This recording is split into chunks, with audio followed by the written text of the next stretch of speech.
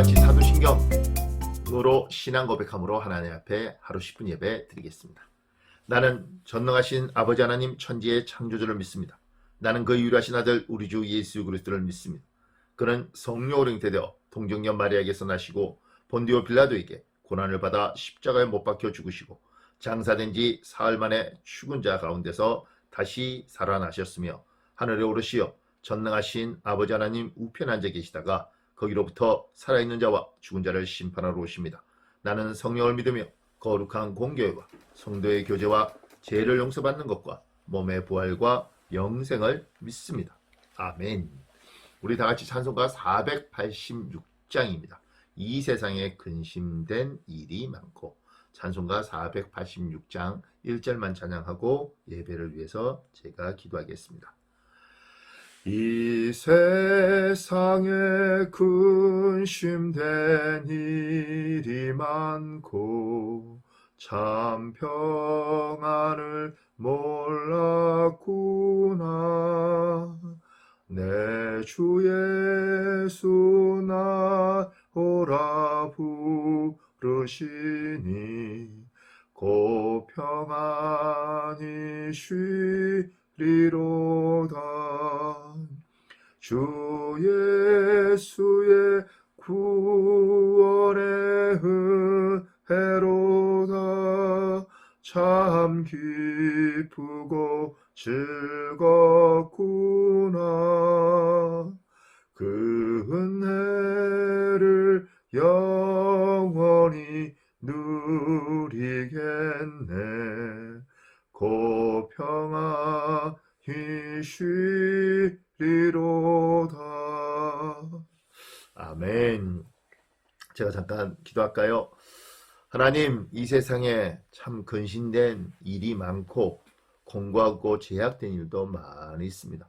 그럼에도 불구하고 주 예수께서 주시는 평안 덕분에 우리가 지금 이만큼 왔습니다. 주님의 은혜로 이만큼 왔습니다. 오늘 하루도 은혜로 하나님이 주시는 평안으로 살아갈 수 있도록 오늘 예배드리는 모든 이들과 함께하여 주시옵소서. 예수님 이름으로 기도합니다. 아멘. 사랑하는 여러분, 오늘 우리 주시는 하나님 말씀은 사무엘하 12장입니다. 사무엘하 12장 18절에서 23절입니다. 사무엘하 12장 18절에서 23절 제가 여러분을 위하여 봉독해 드리겠습니다.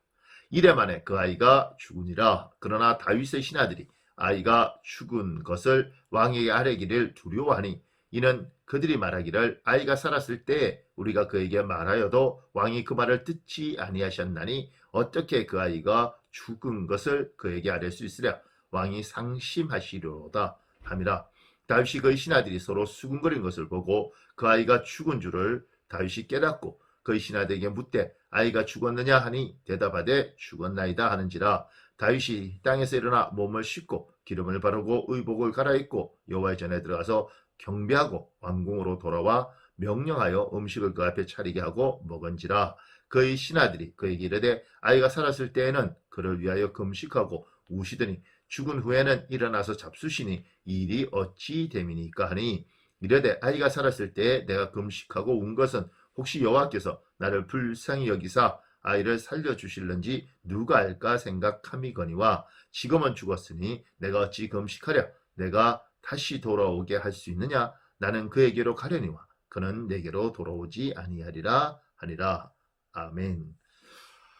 하나님 사랑하는 여러분, 다윗과 밧세바 사이에 태어난 아이가 이래 동안 고생하다가 세상을 떠납니다. 그 아이를 살려달라고 다윗이 금식하며 하나님 앞에 간절히 매달립니다. 그런데 하나님은 다윗의 간청을 거절하시고 아이를 죽이십니다. 신하들이 아이가 죽었다는 소식을 왕에게 전하는 것을 두려워합니다. 그 이유는 다윗이 저렇게 간절하게 하나님 앞에 살려달라고 하는데 아이가 죽었다는 소식을 들으면 얼마나 상심할까. 잘못하면 왕이 몸이라도 상할 것 같아서 신하들이 아뢰기를 두려워합니다. 그런데 다윗이 분위기를 보고 아이가 죽었다는 걸 압니다. 그런데 아이의 사망 소식을 들은 다윗이 놀라운 행동을 합니다. 20절에 보면 다윗이 땅에서 일어나 몸을 씻고 기름을 바르고 의복을 갈아입고 세 단장을 하는 겁니다. 두 번째, 여호와의 전에 들어가서 경배하고 이렇게 되어 있습니다. 아이를 살려달라고 그만큼 간절히 매달렸는데 아이가 죽었다는 소식을 들었을 때 오히려 실신하고 응급실에 실려가서 현대적으로 보면 닝계를 맞고 그렇게 알아 누워 있어도 시원찮은 판국인데 다윗은 정반대 행동을 합니다. 일어나서 몸을 씻고 기름을 바르고 의복을 갈아입습니다. 그리고 하나님을 경배합니다. 이걸 어떻게 보아야 될까? 다윗은 자기가 원하는 바를 하나님께 아뢰습니다. 그리고 하나님은 다윗의 이 부분에 대해서 거절하셨습니다. 그때 다윗은 하나님이 자기의 뜻을 거절했을 때 하나님의 주권을 신뢰합니다. 저분은 선하신 분이시요 저분은 저분 나름대로 계획을 가지고 계신 분이기에 거절하셨을 때는 이유가 있다. 내가 이해할 수도 없고 내가 받아들이기 어려워도 하나님은 선하신 분이다. 그래서 내가 열심히 기도했지만 그분이 거절하시면 그 하나님의 결정, 하나님의 절대 주권의 선택을 나는 신뢰한다. 그래서 슬퍼하고 마음 아파하고 상심하는 게 인간의 도리이지만 다윗은 믿음으로 깨끗하게 옷을 입고 하나님 앞에 간구합니다. 그리고 하나님 전에 가서 경배합니다. 믿음의 사람의 놀라운 모습들을 보는 것입니다. 내 뜻대로 되지 않았고 내 생각은 너무 상심이 되지만 하나님의 결정과 하나님의 처분을 신뢰하는 것.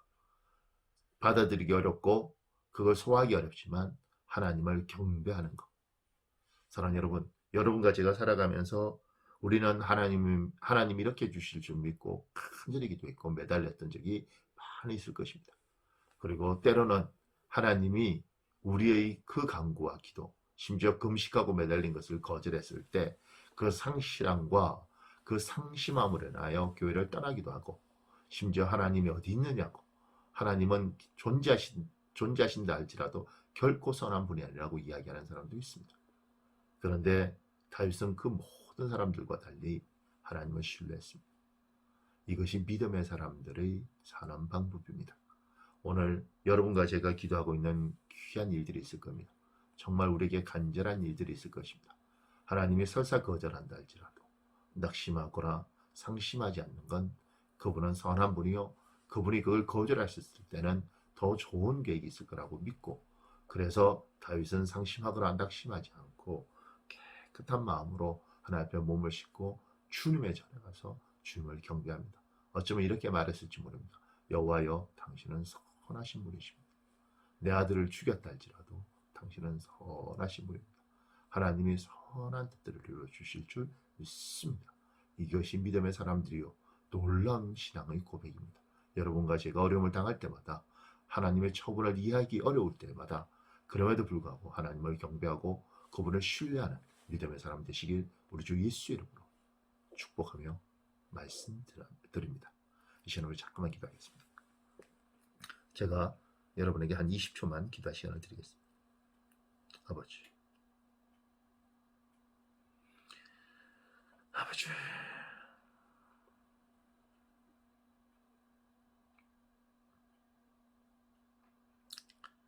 제가 기도하겠습니다. 하나님, 우리 하나님을 신뢰합니다.